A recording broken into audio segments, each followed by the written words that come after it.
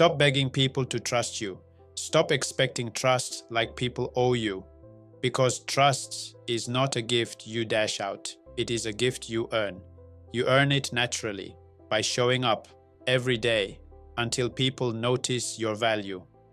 In a continent of 1.4 billion people, attention is everywhere, but trust is a scarce commodity. It is rare. Most people are screaming for attention. Few are actually building towards trust. That is why some people market their product online for years and never break even, but others post for months and they are already making progress.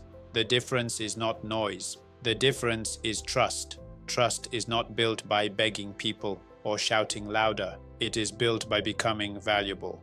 People trust what they see consistently. They trust what they understand.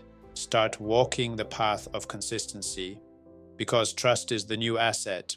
One day, one brick. Stop chasing attention and start earning trust. That is the fourth brick. Brick 5 is loading. Stay curious. This is the Street Lecturer. Class dismissed.